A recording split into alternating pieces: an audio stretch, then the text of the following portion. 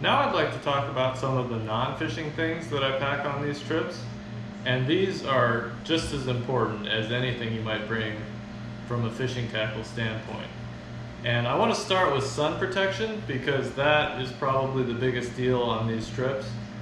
You hear about all these dangers in the Amazon like snakes and poisonous ants and crocodiles and I don't know what.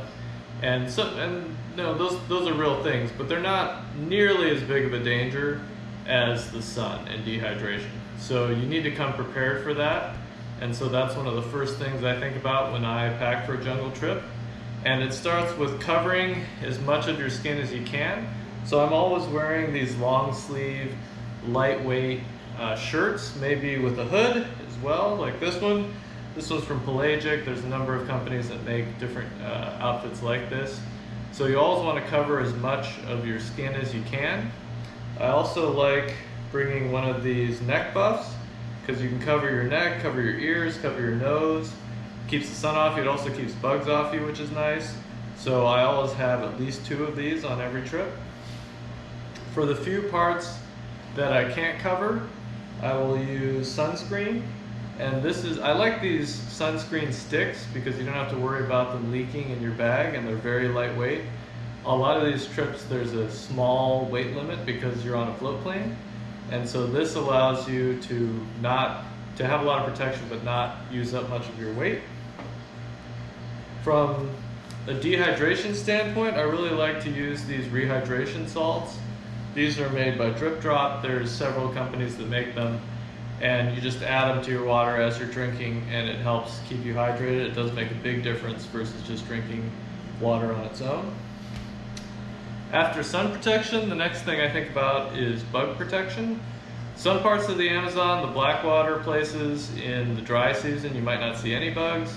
Other places you might see a ton. I've been to some fishing trips where the mosquitoes were just unbearable and others where I didn't see a single mosquito the whole trip. But you always want to plan for the bugs. In some areas they can carry malaria or other diseases.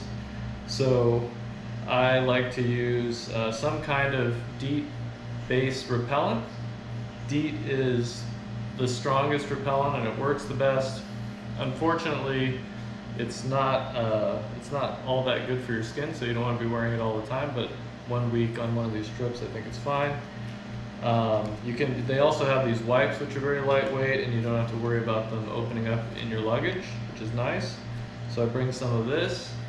I should mention you want to keep this far away from your fishing tackle. It eats up, especially braided line. It's very damaging to braided line if you even touch a little DEET on your braided line, so keep it away from that. Make sure you don't have any on your hands, getting it on your lures.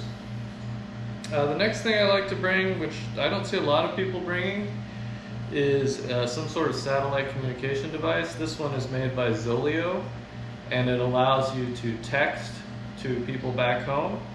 You do need a monthly subscription, but it's not super expensive and it's a nice way to keep in touch with the people back home even when you don't have internet connection or cell service. The next thing you have to think about is stomach upset. Even if you're very, very careful, sometimes potentially contaminated water can get in you somehow. I've even had fish splash me in the face and I accidentally swallow some and get sick from that. So a couple things I always bring. This is something called Po-Chai pills. Probably not everyone, especially those who aren't Chinese, are familiar with this. But this works really well for minor stomach issues. Anything diarrhea or upset stomach, constipation, works for a lot of things. The more kind of familiar to the American audience, Pepto-Bismol. And I even take this as a preventative sometimes. So if I have a meal that I don't feel great about, I'll just take this right after, and that kind of helps settle your stomach and make your stomach a less hospitable environment for bad bacteria. And then if things get really serious, I have a prescription medication called ciprofloxacin, which is very strong, or ciprofloxacin rather, sorry. It's very strong. You should definitely talk to your doctor before thinking about getting it. It has some potentially serious side effects. So don't take my word for it, talk to a doctor. But that's something I bring and it's saved a trip or two for me. It works very fast if you do have some serious stomach issues. For more generic kind of aches and pains, I always have some ibuprofen. Casting all day, 6 or 7 straight days, your muscles can get pretty sore, and it's nice to have some ibuprofen. And then you want to bring some basic first aid stuff, some Neosporin. If you get cuts on your hands or anywhere else, you want to make sure you keep them clean, and put some antibacterial on them so that they don't get infected and become a problem when you're way out in the middle of nowhere. Well, that concludes part 3 of my 3-part series on packing and gearing up for the Amazon jungle.